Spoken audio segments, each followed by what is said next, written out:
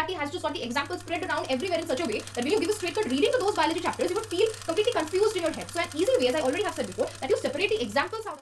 Wait. I know that this is definitely not gonna be the first video you have clicked, and if you are here, definitely you're roaming around in order to find a suitable timetable for yourself, in order to know which direction you must choose before you sit for your examination. You must have already completed a lot part of your syllabus, and now you want to give a complete revision to it. You want to go for it in one go. You have just got a very much less amount of time left in your hands, and so now what to do with this time? Well, I hope you would not need to wander around a lot of other places after you have seen this video. So let's cut to the chase quickly. So firstly, let's divide our daily time schedule into 4 parts. That is, 2 are each for our subjects like physics, chemistry and biology. And then 4 hours for the test. That is 3 hours for the test giving and 1 more hour for the test analysis and writing it down in your mistake book, right? It's very much required. So if I take the time span of one entire week, that is starting right from this Monday and ending till this Sunday, that's the next Sunday, let's see that you would have all the units of your biology completed. How do we make an approach? We would have to do 2 units of biology each day. That is 2 units of biology in 2 hours, because you'll be devoting 2 hours to biology per day, right? Which would lead you to complete all the 10 units of biology within 5 days itself. Complete 3 units of physics every day. And for chemistry, complete the entire physical chemistry in 2 days, the entire organic chemistry in 2 days, and the entire inorganic chemistry in 2 days. So now it leaves you in a position that you would have your biology syllabus completed within 5 days, you would have your chemistry and physics completed within 6 days, right? And every day you have to give the grand test within 3 hours and devote 1 hour to its test analysis and writing down the mistakes in your mistake book with the cause of the mistake, which would enable you to know why you made the mistake, and hence in the next test you can improve yourself. I think the next big query would be, how can we complete such big chapters within such a small amount of time? Trust me, when you open your biology book, you would understand that how many times you have actually gone through each topic, each chapter. You would understand that how easy it is for you to now revise big chapters in small amount of time. Why am I saying this? Because you have already marked the important points. You have already marked the portions which may be, typical assertion reasoning question. So now if you sit to revise it for 2 hours straight without any distraction, then you will understand that completing 2 units of bio within 2 hours is actually feasible, because now you know what are the parts which are your weaknesses, because you have done so many test analysis in the past, right? Now whenever you open the book, your eyes would know what are the topics which you have got. You already know a lot part of the book. You have already gone through it so many times that you know which sentence is written under which topic. Okay. And then coming to chemistry and all, I would like to say one thing for its revision, that is for any chapter of chemistry, firstly make sure that you go through all the reactions at first.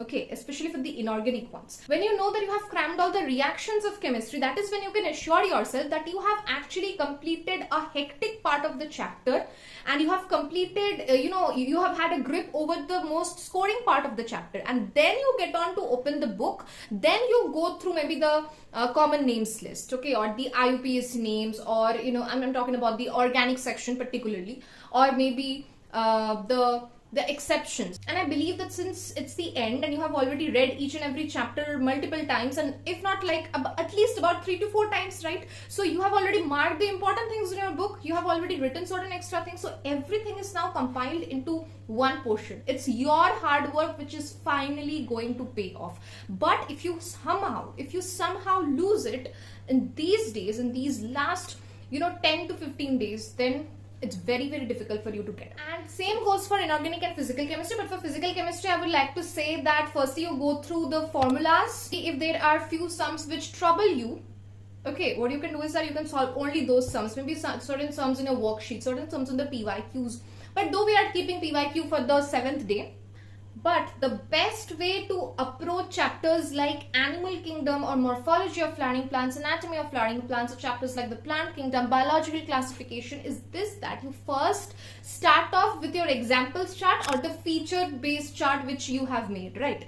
As I've already talked about in the previous video. So what you can do is that you can firstly go through those charts and then you get back to the text, because you have already done the examples part. Now you just go through the other parts of the text which are left, because bulky portion of the chapter comprises of nothing but the examples. NCERT has just got the examples spread around everywhere in such a way that when you give a straight cut reading to those biology chapters, you would feel completely confused in your head. So an easy way, as I already have said before, that you separate the examples out of the text. You extract the examples out of the text, write it down, make a proper chart based on the features and the families and the examples, and that is when you, after doing that, you go to the text. Then you would see that you have already revised a lot part of the text. Now let me tell you something. It may happen so that you may not be able to complete 2 units within 2 hours. So what to do in that case? There may be certain topics left out. There may be certain chapters. Maybe you could not complete one big chapter. It might happen. Do not freak out. That is why we have these extra days, right? We have kept the 6th and the 7th day, in which you would get some extra amount of time. So in those times, maybe you can cover up those chapters as well. So if I summarize the entire thing, that what you can do in these extra gap of the 6th day or the 7th day, it's this, that you can give a full revision of the formula sheets example chart once again. Maybe you'll be doing it, in a very scattered way in these weeks, but you can compile it all together in the end of the week. Not just that, but now, as I already said, that you can also give revision. You can also cover the topics which you fail to do so in the week. So that will be very fruitful for you. And also the topics which you feel might be troubling you out in the tests. But make sure that you devote only 2 hours each day to each subject, or else the rest of the subjects would start getting affected.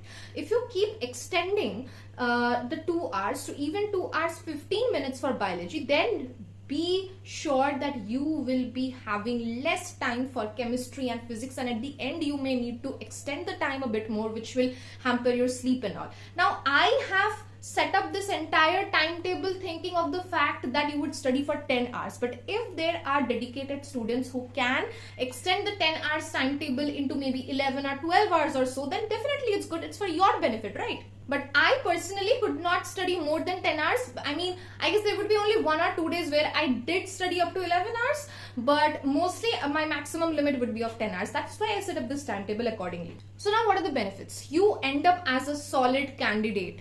You have gained a lot of confidence. Point number 2, that now you already know your weaknesses and your strengths. And point number 3, your biology is stronger than ever, because you have given a perfect reading to biology once again, and with the tests and all, you have managed to complete biology overall. Now, why am I really stressing on biology? Because as I've already said before, biology is the one which gets you selection at the end of the day, because biology is mostly NCERT oriented, and if you have gone through NCERT properly, if you have read NCERT properly, then I must say that your biology is in a far better grip, and biology is very scoring in this game. And if you guys want to have a detailed analysis on how you should approach NCERT reading, then for that I have already made a video, and I have put the link in the description for you guys to follow.